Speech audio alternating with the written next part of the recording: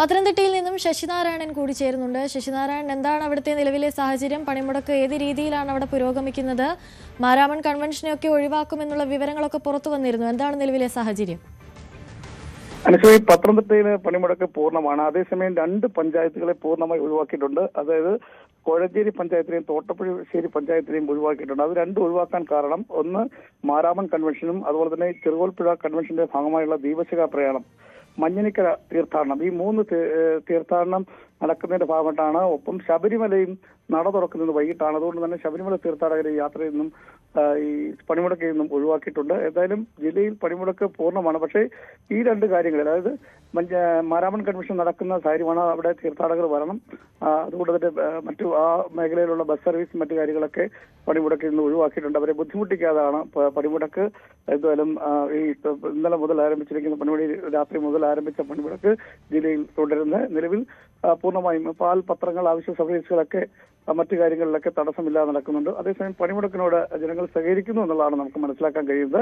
സംയുക്ത trade union ആഹ്വാനം ചെയ്ത പണിമുടക്ക് ഒരു 10-11 മണിയോടുകൂടി തന്നെ ഒരു പ്രകടനം കാണും. അതിനുശേഷം ആളുകളെ ബുദ്ധിമുട്ടിക്കാത്ത തരത്തിൽ തന്നെ പണിമുടക്ക് വിജയിപ്പിക്കുക എന്നൊരു രീതിയാണ് ഇപ്പൊ നേതാക്കന്മാർ എടുത്തിട്ടുള്ളത്. എന്തായാലും പത്തനംതിട്ടയിലെ പണിമുടക്ക് പൂർണ്ണമാണ്. ശബരിമല നട തുറക്കുന്നതുകൊണ്ട് തീർത്ഥാടകർ എത്താൻ സാധ്യതയുണ്ട്. അതുകൊണ്ട് ശബരിമല തീർത്ഥാടകരെയും അതുപോലെ തന്നെ മഞ്ഞിനിക്കര പള്ളി, അവിടെ തീർത്ഥാടനമുണ്ട്. ആ തീർത്ഥാടനവും അതുപോലെ തന്നെ ചെറുകോൽപ്പുഴ കൺവെൻഷൻ, ദീപശിഖ പ്രയാണം, അതിന്റെ ഭാഗമായുള്ള ദീപശിഖ പ്രയാണം, ഇതെല്ലാം നടക്കുന്നതുകൊണ്ട് തന്നെ ആ മേഖലകളിൽ, അതായത് കോഴഞ്ചേരി, തോട്ടപ്പുഴശ്ശേരി പഞ്ചായത്തുകളെ പണിമുടക്കിൽ നിന്ന് ഒഴിവാക്കിയിട്ടുണ്ട്. അതേസമയം രാവിലെ മുതൽ ദീർഘദൂര സർവീസുകളെല്ലാം മുടങ്ങിയ ഒരു സാഹചര്യം ഉണ്ട്. പ്രാദേശിക തരത്തിലുള്ള മലയോര മേഖലയിലേക്കുള്ള സർവീസുകളും മുടങ്ങുന്ന സാഹചര്യമുണ്ട്. പക്ഷേ ഈ തീർത്ഥാടനം നടക്കുന്ന, അതായത് കൺവെൻഷനും ചെറുകോൽപ്പുഴ ഈ ദീപശിഖ പ്രയാണം, ഞാൻ പറഞ്ഞില്ലേ നേരത്തെ സൂചിപ്പിച്ച പോലെ, ആ കാര്യങ്ങളിലെല്ലാം മാറ്റി നിർത്തിയിട്ടുണ്ട്. അവരെ ഇതിൽ നിന്ന് ഒഴിവാക്കിയിട്ടുണ്ട്. ഇപ്പോഴും രാവിലെ മുതലുള്ള ഈ പണിമുടക്ക് തുടരുകയാണ്. പൂർണ്ണം എന്ന് തന്നെ വേണമെങ്കിൽ പറയാം. ഈ 2 പഞ്ചായത്തുകളെ മാത്രമാണ് ജില്ലയിൽ നിന്നും ഈ പണിമുടക്കിൽ നിന്ന് ഒഴിവാക്കിയിട്ടുള്ളത്. അനുശ്രീ, ശരി. ശശിനാരായണനാണ് പത്തനംതിട്ടയിൽ നിന്ന് വിവരങ്ങൾ നൽകിയത്.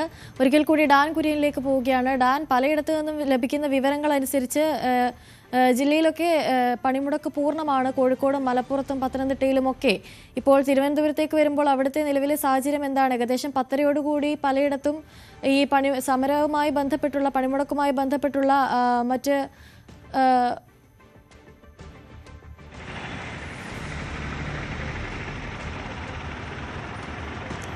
പത്തരയ്ക്കാണ് ട്രേഡ് യൂണിയനുകളുടെ പ്രതിഷേധ മാർച്ച് സംഘടിപ്പിച്ചിരിക്കുന്നത്. രാജ്ഭവനിലേക്കായിരിക്കും ഈ പ്രതിഷേധ മാർച്ച് നടക്കുക.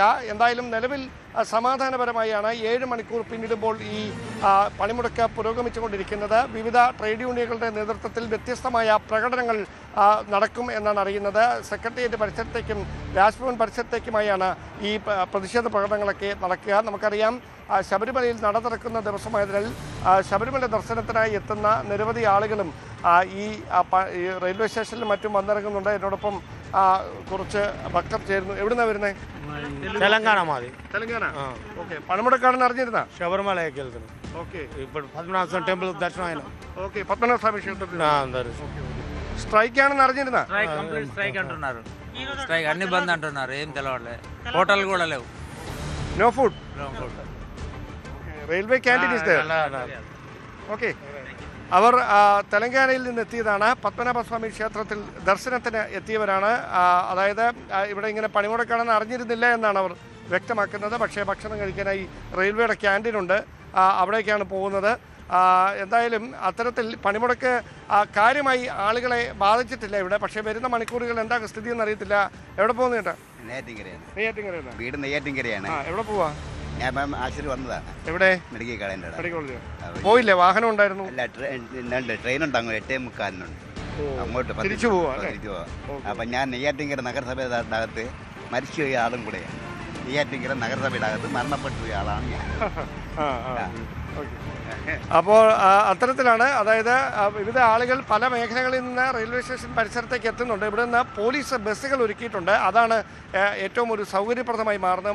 പ്രത്യേകിച്ച് RCCയിലും മെഡിക്കൽ കോളേജിലുമൊക്കെ പോകാനായി എത്തുന്ന രോഗികൾക്ക് മറ്റുമായി പ്രത്യേക ക്രമീകരണങ്ങൾ സ്വകാര്യ ഏജൻസികൾ അതോടൊപ്പം തന്നെ സന്നദ്ധ സംഘടനകളുടെയൊക്കെ നേതൃത്വത്തിൽ സേവാഭാരതിയിലേക്ക് നിരവധി ആംബുലൻസുകളാണ് റെയിൽവേ സ്റ്റേഷനകത്ത് രാവിലെ മുതൽ തന്നെ തുടർച്ചയായി സർവീസുകൾ നടത്തിക്കൊണ്ടിരിക്കുന്നത്. ഇപ്പോഴും അത് കുറഞ്ഞിട്ടില്ല. അതായത് രോഗികളെയും അതോടൊപ്പം അവരുടെ ബന്ധുക്കളെയും അതോടൊപ്പം മെഡിക്കൽ കോളേജിലേക്കും പിന്നെ RCCയിലേക്കും എത്തുന്ന ആളുകൾക്ക് വേണ്ടി പ്രത്യേകമായ സർവീസുകൾ സേവാഭാരതിയുടെ നേതൃത്വത്തിൽ പുലർച്ചെ മുതൽ തന്നെ ഈ തമ്പാനൂർ റെയിൽവേ സ്റ്റേഷനകത്തും പുറത്തുമൊക്കെ അവരതിനുള്ള ക്രമീകരണങ്ങൾ ചെയ്തിട്ടുണ്ട്. അതോടൊപ്പമാണ് മറ്റ് സന്നദ്ധ സംഘടനകളും സമാനമായ തരത്തിൽ ആംബുലൻസ് സർവീസുകളും മറ്റ് വാഹന സൗകര്യവുമൊക്കെ രോഗികൾക്ക് വേണ്ടി പ്രത്യേകമായി ഒരുക്കി നൽകിയിരിക്കുന്നത്. ഒരുപക്ഷെ എല്ലാവർക്കും മാതൃകയാക്കാൻ കഴിയുന്ന ഒരു കാര്യമാണ്. അതായത് ഇത്തരം പണിമുടക്കാണ് അല്ലെങ്കിൽ അതിനൊരു ബന്ധിൻ്റെ സ്വഭാവമുണ്ട് എന്നൊക്കെ പറയുമെങ്കിലും അതൊന്നും വകവയ്ക്കാതെ ഈ സന്നദ്ധ സംഘടനകളുടെയൊക്കെ നേതൃത്വത്തിൽ തുടർച്ചയായി ഈ രോഗികളെയും അതോടൊപ്പം തന്നെ മറ്റ് ആവശ്യങ്ങൾക്ക് വേണ്ടി അന്യനാടുകളിൽ എത്തുന്നവരെയൊക്കെ സഹായിക്കാനായി തലസ്ഥാനത്ത് വളരെ മാതൃകാപരമായ ഇടപെടലുകൾ ഒരു വശത്ത് നടന്നുകൊണ്ടിരിക്കുന്നു. അത് തീർച്ചയായിട്ടും കാണാതിരിക്കാൻ കഴിയില്ല. കാരണം പുലർച്ചെ മുതൽ അത് തന്നെയാണ് കാഴ്ച. അറിയാനുള്ളത് വരും മണിക്കൂറുകളിൽ ഈ പണിമുടക്ക് പുരോഗമിക്കുമ്പോൾ പ്രതിഷേധവുമായി തൊഴിലാളി സംഘടനകളും നേതാക്കളും പ്രവർത്തകരുമൊക്കെ തെരുവിലേക്ക് ഇറങ്ങുന്ന സാഹചര്യം വരും. അപ്പോൾ ഈ വാഹനങ്ങൾ ഇങ്ങനെ നിരത്തുകളിലൂടെ സുഗമമായി ഓടുമോ ഇല്ലയോ, ആ കാര്യത്തിൽ മാത്രമാണ് ഇനി ഒരു വ്യക്തത കൈവരാനുള്ളത്. എന്തായാലും 10:30 തന്നെ ഈ പ്രതിഷേധ മാർച്ച് രാജ്ഭവൻ ലക്ഷ്യമാക്കി സെക്രട്ടേറിയറ്റ് പരിസരത്ത് നിന്ന് ആരംഭിക്കും എന്നാണ് ഇപ്പോൾ ലഭിക്കുന്ന വിവരങ്ങൾ.